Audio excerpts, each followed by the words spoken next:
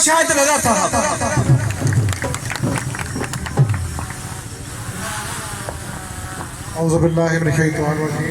बिस्मिल्लाहिर्रहमानिर्रहीम। मेरे इंतहाई काबिल एहतराम दोस्तों, बुजुर्गों, साथियों, अस्सलाम वालेकुम। मैं अपने तमाम दोस्तों का, बुजुर्गों का, जिन्हें सुबह तो लैके हुण तक रोड से खड़े ने, सिर्फ एक तेरी वजाहत हुसैन थी आजाद वास्ते, क्योंकि साडा तड़ा, साडी जमात सिर्फ तेरी वजाहत हुसैन है। तेरी वजाहत साहब जिथे वास्ते इंशाअल्लाह उत्थे लब्बैक कहांगे इंशाअल्लाह। साडा इस घर दे नाल जिस जगह ते मौजूद हाँ,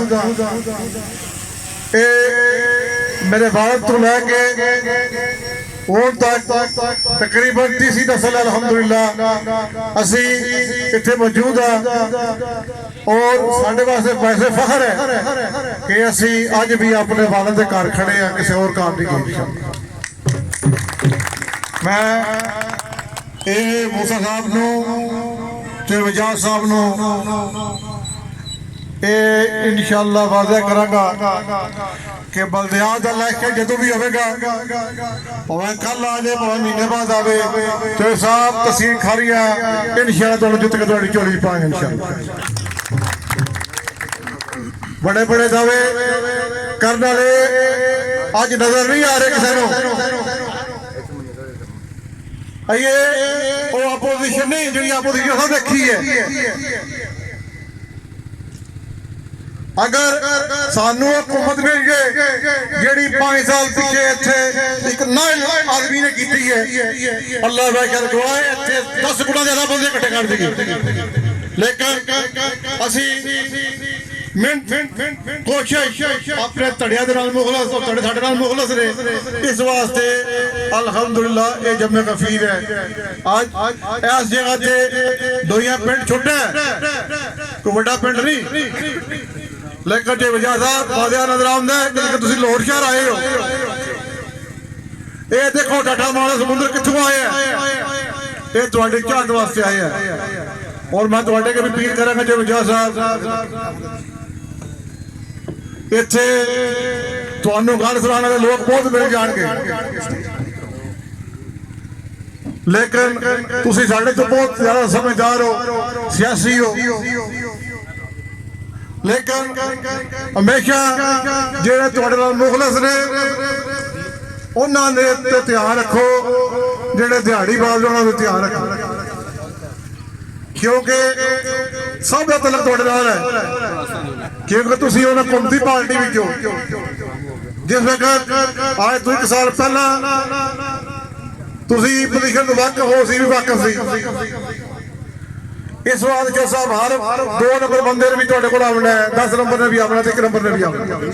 पहचान तुसां करनी कि तुसां पुराने लोकां नाल रहना या चंगे लोकां नाल, नवे लोकां नाल रहना।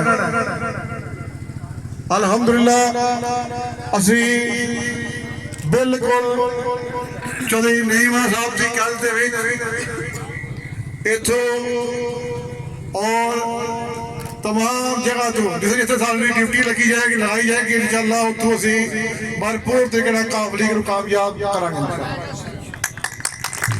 मैं हुण ज़्यादा टाइम भी नहीं लांगा, क्योंकि अगे जल्दी मुसला साहब ने गल करनी है, और बाद सब तो वड्डी गल नीमा साहब ने गल करनी है। उन्होंने दिया मैं कदे तकरीर तो नहीं की, लेकिन एहसान बनाने वास्ते तकरीर करनी पैंदी है, क्योंकि साल माने दे नाल मेरा तलक नहीं, इस घर दे नाल मेरे वालद से तलक सी।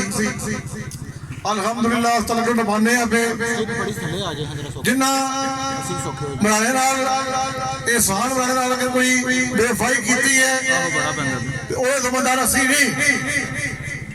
अल्हम्दुलिल्लाह जो अब्दुल मालिक दे पुत्र वफा भी कभी अब्दुल मालिक नहीं करेगा तो इंशाअल्लाह। ये कदे नहीं हो सकता कि जो अब्दुल मालिक वफा ना हो। असी सिर्फ एक सियासत करनी है, धड़े की सियासत ਇਹ ਬਾਰ-ਬਾਰ ਇਸ ਵਾਸਤੇ ਗੱਲ ਕਹੀਦੀ ਹੈ ਕਿ ਕਮਜ਼ੋਰ ਵੀ ਤੁਹਾਡਾ ਹੁੰਦਾ, ਤਗੜਾ ਵੀ ਤੁਹਾਡਾ ਹੁੰਦਾ। ਅਸੀਂ ਹਮੇਸ਼ਾ ਕਮਜ਼ੋਰ ਬੰਦੇ ਨਾਲ ਖੜੇ ਹੋਏ ਹਾਂ ਅਲਹਮਦੁਲਿਲਾ ਹਰ ਪਿੰਡ ਦੇ ਵਿੱਚ, ਕਿਉਂਕਿ ਕਮਜ਼ੋਰ ਨੂੰ ਮਜ਼ਬੂਤ ਕਰਨਾ ਜਲਦੀ ਬਾਲ ਦੇ ਮੁੰਡੇ ਦਾ ਫੰਡ ਅਲਹਮਦੁਲਿਲਾ ਸਾਡਾ ਫੰਡ ਹੈ। ਇਹ ਸਾਡੇ ਤੇ ਅੱਲਾ ਦਾ ਕਰਮ ਹੈ ਕਿ ਜਿਹਨੂੰ ਵੀ ਹੱਥ ਲਾਈਏ ਉਹ ਮਜ਼ਬੂਤ ਤੁਹਾਡਾ ਬਣਾ ਦਿੰਦੇ ਹਨ। ਜੋ ਸਾਹਿਬ ਅਸੀਂ ਤੁਹਾਡੇ ਨਾਲ ਲੰਬੀਆਂ ਗੱਲਾਂ ਨਹੀਂ ਕਰਾਂਗੇ, ਇਹ ਕਰ ਦਾਂਗੇ ਤੇ ਉਹ ਕਰ ਦਾਂਗੇ, ਲੇਕਿਨ ਵਕਤ ਆਇਆ ਤੇ ਤੁਹਾਨੂੰ ਮਹਿਸੂਸ ਹੋਵੇਗਾ ਕਿ ਅੱਲਾ ਕਿ ਤੁਹਾਡਾ ਘਰ ਹੈ ਕੋਟਾ ਜੋ ਸਾਹਿਬ। ਇਸ ਵਾਸਤੇ ਤੁਸੀਂ ਥੋੜਾ ਜਿਹਾ ਦੇਖੋ ਕਿ ਅਸੀਂ ਕਿਸ ਹੱਦ ਤੱਕ ਜਾ ਰਹੇ ਹਾਂ ਔਰ ਤੁਸੀਂ ਸਾਡੇ ਨਾਲ ਕਿਸ ਹੱਦ ਤੱਕ ਜਾਣਾ ਹੈ ਸਾਹਿਬ। ਅਸੀਂ ਤੁਹਾਡੇ ਨਾਲ ਸਿਆਸੀ ਨਹੀਂ ਹੈ, ਸਾਨੂੰ ਜਿਸ ਮੈਦਾਨ ਜਵਾਨ ਮਾਰੇ ਬਸ ਇਨਸ਼ਾਅੱਲਾ ਆਦਰ ਵਿਆਹ ਸਾਹਿਬ ਤੁਹਾਡੇ ਨਾਲ।